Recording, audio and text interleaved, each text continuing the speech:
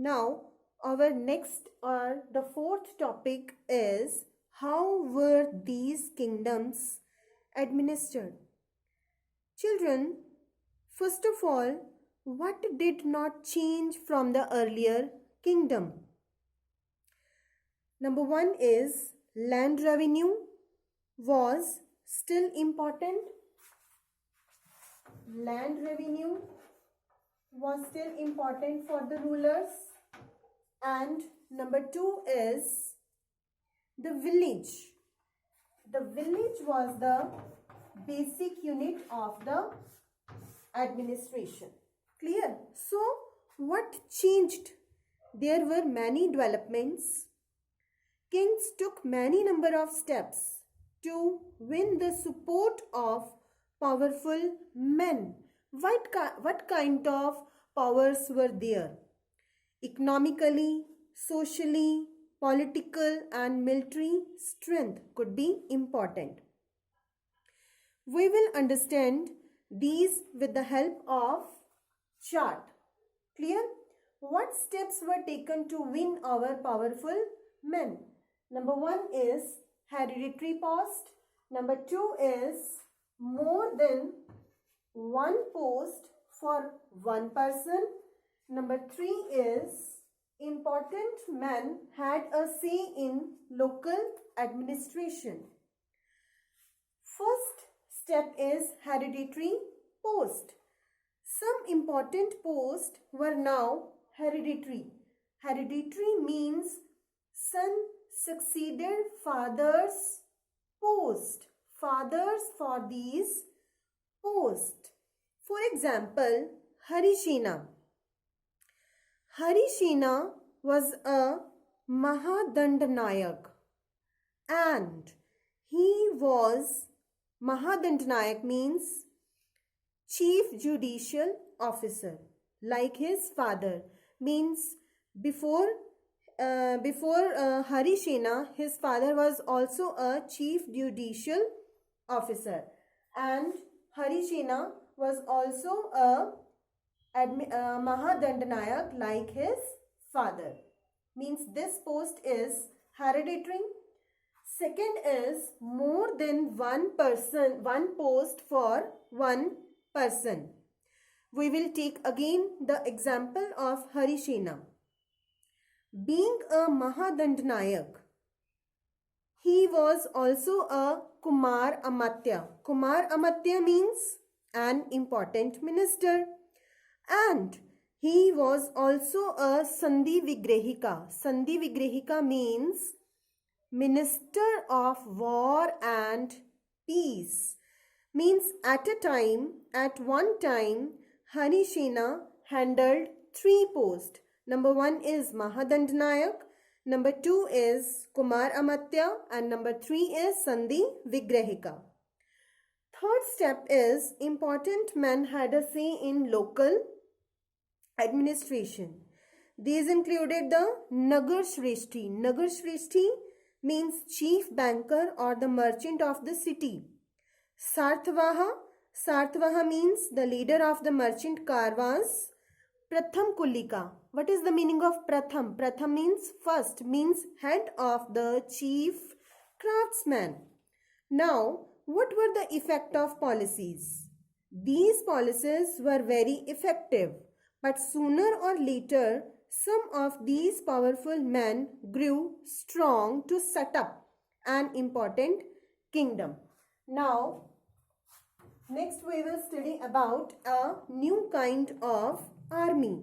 Like earlier rulers, some of these kings maintained a well-organized army with elephants, chariots, cavalry and foot soldiers. There were military leaders. Military leaders means samantas. Who were the military leaders? Samantas. They were not paid regular salaries. They provided the king with troops whenever the king needed them. They collected revenue from the land and used to maintain soldiers and wholesalers and provide equipment for warfare. Clear? When the ruler was weak, Samantas only tried to become independent. Clear? Assemblies in southern kingdoms. The inscriptions of Pallavas mention many local assembly. These local assemblies were Sabha. Number 1 is Sabha. Number 2 is Ur.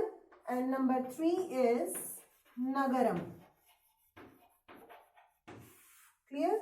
There were 3 assemblies: Sabha, Ur and Nagaram. Sabha means an assembly of Brahman land owners. Sabha assembly means members of an assembly of Brahman land owners. They functioned through subcommittees which looked after irrigation, agricultural operations, making roads, local temples, etc. Clear, children? And number 2 assembly is Ur. Ur was a village assembly of non-Brahmin landowners. Listen again, children. Sabha was the assembly of Brahman landowners, and Ur was the village assembly of non-Brahman landowners. Clear? And number 3 is Nagaram. Nagaram was an organization of merchants who were controlled by rich and powerful landowners and merchants. Clear? Next, we will read about ordinary people in the kingdoms. Plays and other descriptions give us an idea of the lives of the ordinary people during that time. Kalidas is known for his plays depicting life in the king's court. An interesting feature about these plays is that the king and the Brahmins were used to speak in Sanskrit language. Kings and Brahmins were used to speak in Sanskrit language, while women and men used to speak in Prakrit language. Clear, children? Clear? Brahmins and kings were used to speak in Sanskrit language, while other than kings and Brahmins used to speak in Prakrit language. His most famous play, Abhijana Shakuntala, depicts the story of the love between the Dushyant, the king, and a common woman named Shakuntala. Clear? The Chinese pilgrim Fa Hian wrote about untouchables. They lived on the outskirts of the cities. Now, children, one important case study in this chapter that is mentioned, Arabia. Arabia is a desert and it was the hub of communication for centuries. Arab merchants and sailors play an important role in the sea trade between India and Europe. The pastoral tribes. Here lived common people named pastoral tribes, which depending mainly on camels, and these people named Bedouins. And the name of the pastoral nomads is Bedouins. Clear? Around 1400 years ago, the Prophet Muhammad introduced a new religion, Islam, in Arabia. Like Christianity, Islam was a religion and that laid stress on equality. Number 1 is equality and number 2 is unity. Equality, unity, and Number 3 is the supremacy of God. The supremacy of God. Clear?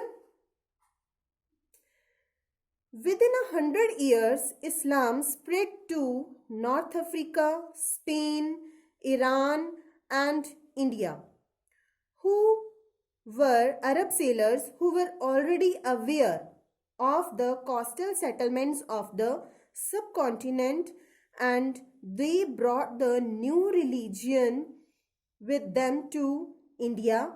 Arab soldiers conquered Sindh. Where is Sindh? Where is Sindh, children? Sindh, present day in Pakistan.